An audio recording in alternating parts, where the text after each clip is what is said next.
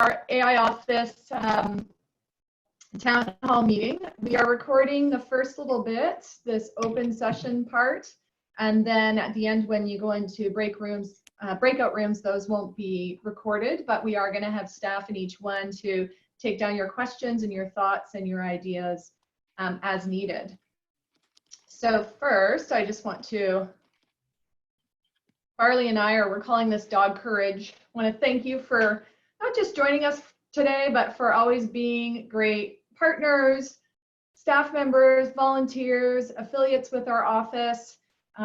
We can always count on you, and I know that you're all got a lot on your plates right now, and I hope that this town hall will help you at least get on, feel more assured of what's going on with AIO and being able to plan for the quarter ahead and working with us. I know that there's a lot of uncertainty right now, so hopefully this will provide some certainty for you. So thanks for taking time out of your very busy days to join us. So what has changed for AI Office for spring quarter? Well, staff and volunteers are going to be working remotely. We're just getting a sense now of how many of our peer educators are still going to want to volunteer for the spring quarter, and it appears like a number of them, maybe all of them do, so that's exciting. We do have a virtual front desk, which I will share with you towards the end. And those hours will be Monday to Friday, 9 to 3 p.m. So a bit reduced hours. All of our services will be remote. We're still going to proceed with reviews, with our AI trainings, and with all of our regular meetings. So Advisory Council, our Committee on Academic Integrity Policy and Procedures, and the Sanctioning Guidelines Subcommittee. We were scheduled to have met already with the guidelines subcommittee, but obviously we're delaying it for a bit just to let people get settled into spring quarter. What hasn't changed, the availability of us, of the AIO staff. We are still available Monday to Friday, 8 to 4:30. I'm going to give you some contact information at the end as well, and we are recording this session so that you can share it or view it again, and we can make the PowerPoint slides available as well if you'd like. Our commitment to our mission hasn't changed, our adherence to our core values, and our service to all of you. So as a reminder, our mission is to promote and support a culture of integrity in order to reinforce quality teaching and learning. That is going to be ever more important now and for the spring quarter. Our students and our faculty are experiencing a lot of stress with the change they've had to make at the last minute. Unfortunately, there were a number of students who made some bad decisions under stress and pressure in winter quarter finals. And so it's going to be very important for us to do what we can to continue or maybe even accelerate what we do to promote and support a culture of integrity in the remote environment. I'm going to tell you a bit more about that. Our core values, I refer to them as CODI, collaboration, optimism, dedication, innovation, and integrity, of course. And my staff and I have been talking a lot lately about how important, they're all very, very important, of course, but right now, and especially the last week, optimism and innovation, we've just been hanging our hat on, right? It's, I believe that we can use this as an opportunity to try new things, to solve problems in different ways. And I believe together that we will get through this, and we might even learn something from it and maybe develop new ways of doing things that were better than they were before. So we're trying to be excited about everything that's going on instead of focusing on the negative. So here I wanted to talk about our essential functions that are going remote. I'm going to talk about each of these: case management, student support, faculty IA support, and staff, volunteers, partner support. So on case management, our case reporting and case initiation didn't have to change because we went all electronic a few years ago. So that made that easy. We are going to continue to conduct case resolution meetings. We're doing them by Zoom. We've already started. And my staff is going to be holding regular conversations to norm these and share effective tips and techniques. Like, okay, it's one thing when a student starts crying in your office in person, you can hand them a tissue. You know, you get a sense of whether the tears are going to start, maybe because of the sensation you're getting in the room. It's a bit different when people are virtual. You can't hand them a tissue, and you certainly can't, you might miss some of those cues. So we're going to share effective tips and techniques, and we welcome the AAAs into those conversations if you'd like as well. We're going to conduct our AI reviews via Zoom. And so we know that we've done reviews where we've used Zoom. For example, a participant or two has been involved, but never where the entire review was conducted over Zoom. So we're going to prepare some trainings and orientations for presiding officers, panel members, advisors, advocates, and relevant parties, so the instructors and students. And so to give us time to do that, we normally start reviews as early as next week, and we're not. Our first review is going to be Friday of second week, and we'll try and go from there in terms of maybe not holding another one right away, because we want to make sure we work out any kinks that go, and we'll do some pilot runs too. In terms of student support, we're going to continue with all our normal student appointments, so I'll be available via Zoom. That includes our process advising, our pre-review meetings, our universal prereqs, our one-on-ones, and our AIRB advising. Note, right now it's pretty typical that we don't have a lot of appointments available because we're figuring out our volunteer and student worker schedules. That's pretty typical. We're working really hard on getting those schedules worked out and getting appointments up on the website for students, or up into Acuity for our students. We're going to continue with AI training. Collaborating with Integrity always had an online component. Yay, kitty cat! An online component and a virtual, and a face-to-face component. We are going to take the face-to-face component and make it virtual as well, so that will continue kind of as normal. How to paraphrase effectively. I know at least one virtual face-to-face session will be offered, maybe two if we need it. The strategies and tools to prevent plagiarism. It always had an online component, and if students scored less than 100%, they had to go to a face-to-face, and we are just changing it to where they will get 100. They have to get 100% on the online component. So in other words, mastery. They'll continue to take it until they get 100%. AI seminar, we're going to conduct virtually for as many as we can accommodate, and we will prioritize, of course, as we always do in spring quarter, graduating students. And the mentorship program will continue as normal with face-to-face meetings that will occur virtually. Preventative education. So here's what I was talking about in terms of creating, promoting and supporting a culture of integrity. It's going to be super important. This quarter, our students are not used to being so unencumbered with people looking over their shoulders, especially during exams, but they're used to mostly their exams being proctored. The faculty have a lot on their mind, and they might not remember to talk as much about academic integrity. So we're going to create a constant contact list. We're going to add our AI training graduates to it, as well as the students on our AI training list, and then promote the list for other students to join so that we can send them timely reminders throughout the quarter. And we'll share those with faculty as well, so they can share them with their own students in their class. I've already done a webinar on going remote with integrity for teachers. It's up on our website, and we're planning on doing one for learners as well. And you know, some handouts, infographics, that type of thing.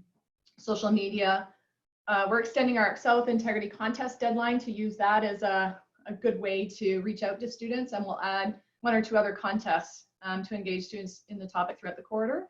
We won't be having our award ceremony, so we've got a few some money there that we can reassign to some contests for students. And we're still available to do presentations to classes. Or students, the students that remain in residence, or your students, whatever. We'll be available to do virtual presentations, so don't hesitate to ask us for those. For faculty and IA support, I have spent personally a lot of time the last week helping them get materials removed from offending online sites like Chegg. Chegg will only remove things with a letter from the Academic Integrity Office. So we've been working with faculty to help them get that material, get it removed. Of course, we are providing teaching support. Like I said, I already conducted one webinar for them. There's another one in planning. Getting tips for faculty on creating integrity cultures, preventing cheating, etc. And normally I send a newsletter out to faculty once a quarter, but I'll send it a couple, maybe 2 or 3 times in spring quarter to provide that support to faculty and IAs.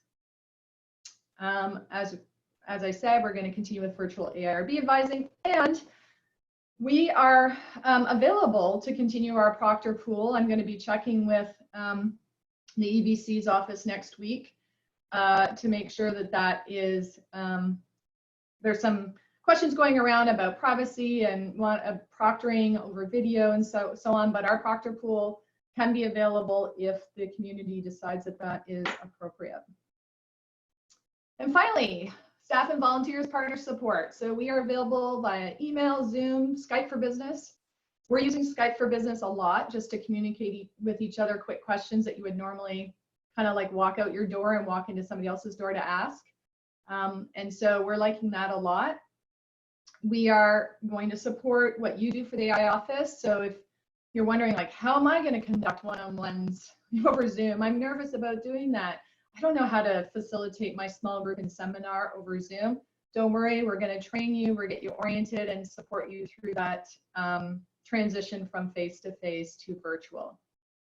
And of course, we'll continue to provide support to you for what you do. So for faculty that are tuning in, we can still train your IAs, we can do that virtually. We can still train your other ASC staff roles like tutors or supplemental instruction leaders. We still plan on doing everything that we normally do for you. We're just going to do it virtually. So that was a quick rundown. Here's our contact information. We do have a new, office administrator, Anna Elbren, started this week. She doesn't have her Zoom ID yet, but she has an email. Woo! So she's just joined us on Monday, and she's had a great onboarding this week with Klaus, who is still helping us out in onboarding Anna and training her as well. So there's all our contacts, and here's the front desk one. This is also on our main web page, our homepage of our website for students to just click into. So that's instead of walking into the front desk or calling the front desk. So that was a quick rundown. Next, we're going to do an open forum Q&A. So we're all going to stay in this room. We're going to record this Q&A as well. So and then we'll do breakout rooms for your role function specific conversations. So for the open forum, what are you wondering about that I haven't covered? Any questions there? Something I didn't mention that you're wondering about? Or if not, what are you concerned about that you would like us to address? You can ask it in the chat box, or you can turn on your audio and ask it. It's up to you.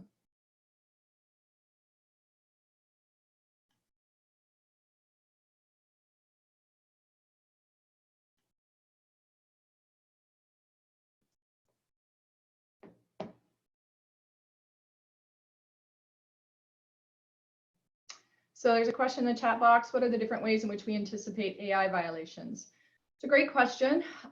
So for spring quarter, I'm anticipating something similar to what we had during the winter finals, which is a lot of use of online cheat sites like Chegg, Course Hero, Stackflow Exchange. There's another one that the math students were using.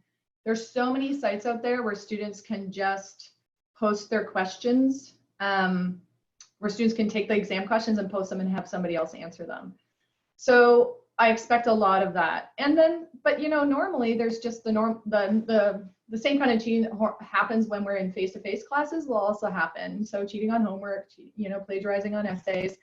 I have a bit more hope for our exams for spring quarter. Because there'll be a ramp up to them, right? There'll be first, second, third week of remote instruction. Faculty will have the chance to create a culture of integrity in their class. Students will have already experienced taking one exam remotely. I know a lot of faculty are planning on doing more lower stakes assessments to not have that kind of rush of temptation at the end of the quarter. So I am hoping actually that spring quarter there won't be as much cheating in spring quarter as there were in finals for winter quarter. Lakshmi, did that answer your question? Yeah, I Okay. have to follow up to that. Okay, Typing, I just don't type very fast. it's okay. Is part of the training for the instructors going to be how to set up online exams that are hard to cheat on? Because I was thinking of the fact that all you need is a textbook sitting next to you to, you don't need to go to online resources like Chegg and so on.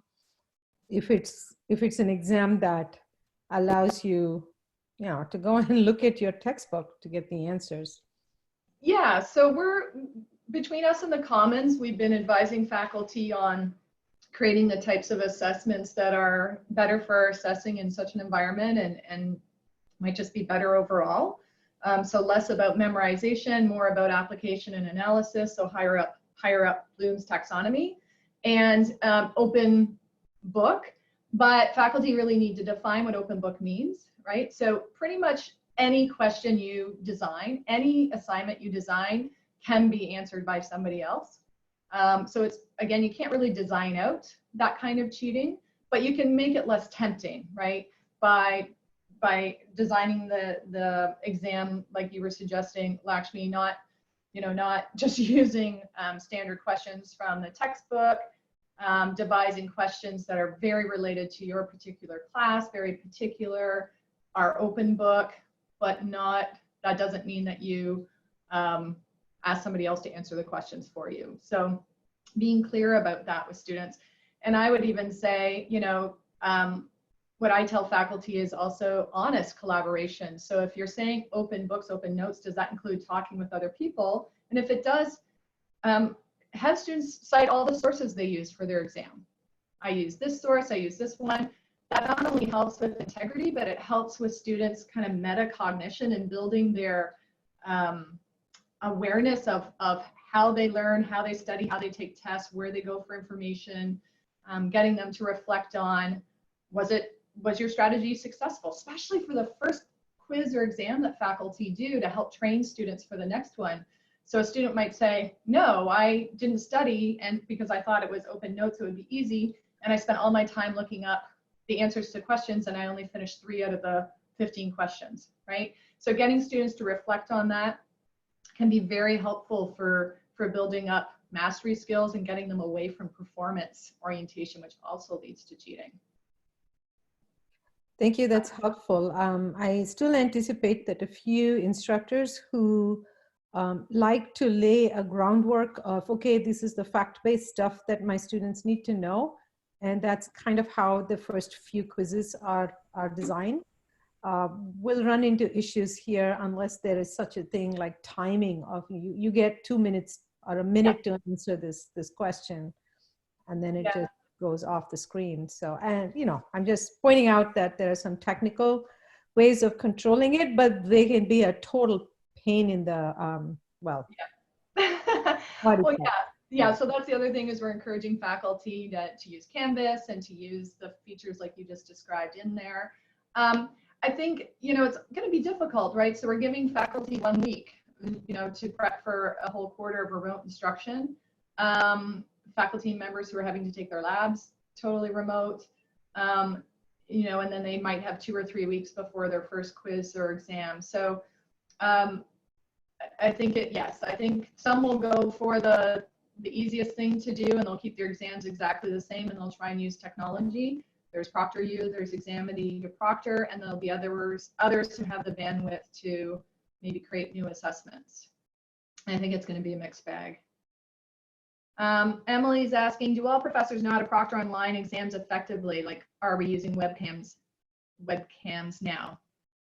But then she says that answers my question. So I don't know. No, I don't think all professors know how to proctor online exams, because they haven't done it before, maybe last week.